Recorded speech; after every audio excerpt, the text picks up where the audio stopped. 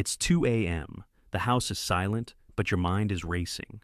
You told yourself you'd watch just one more video before closing your eyes, but that was 2 hours ago. Now, you're knee-deep in a digital rabbit hole of things you don't even care about, chasing a ghost you can't catch.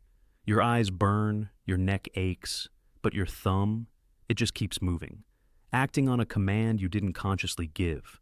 Why is it so hard to stop?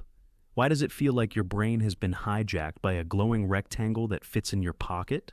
Today, we are looking at the dark psychology of the infinite scroll and how social media is literally rewiring your neural pathways for permanent dissatisfaction. In psychology, this trap is built on something called variable ratio reinforcement. It's the exact same sinister principle that keeps people glued to slot machines in Las Vegas. If every scroll gave you something boring, you'd put the phone down in seconds.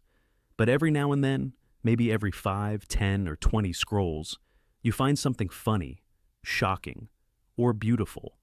That maybe is the hook that sinks deep into your psyche. Your brain releases a surge of dopamine, not when you actually find the content, but in the frantic anticipation of finding it. You aren't scrolling for information anymore. You are pulling the lever of a digital slot machine, starving for a hit of feel-good chemicals that never quite satisfy the hunger. Have you noticed that your attention span is shrinking into a shadow of its former self? It's not a lack of willpower, but it is a serious problem.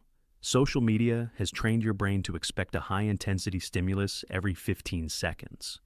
Because of this, deep work, long conversations, and even the simple act of watching a movie now feel painfully slow and unbearable.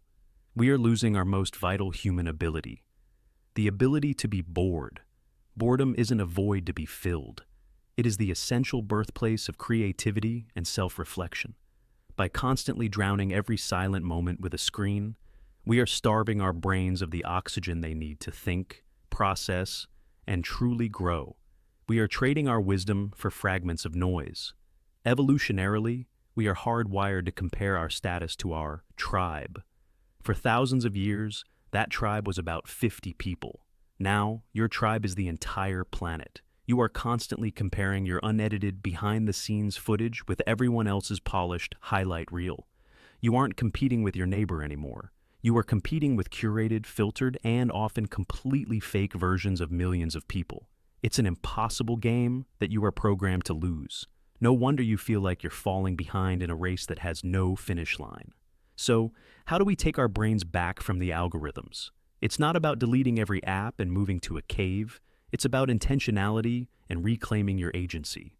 First, try the grayscale trick. Go into your settings and turn your phone to black and white. When the bright icons fade to gray, the digital rewards look far less tasty to your primitive brain. Second, create sacred no-phone zones.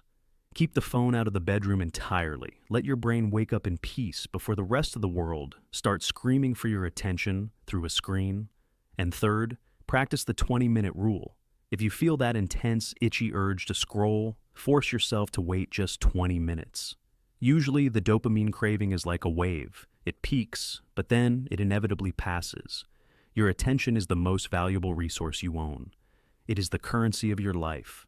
Big corporations spend billions of dollars on neuroscientists just to steal it from you. It's time to stop giving your life away for free. Put the phone down, breathe, look around. The real world is still here, and it's much more beautiful than a screen could ever be. If this resonated with you, it's time for a change. Don't just scroll past. Hit the like button to help someone else find this message. Subscribe and join our community as we choose reality over the algorithm every single week. Thanks for watching. Stay mindful.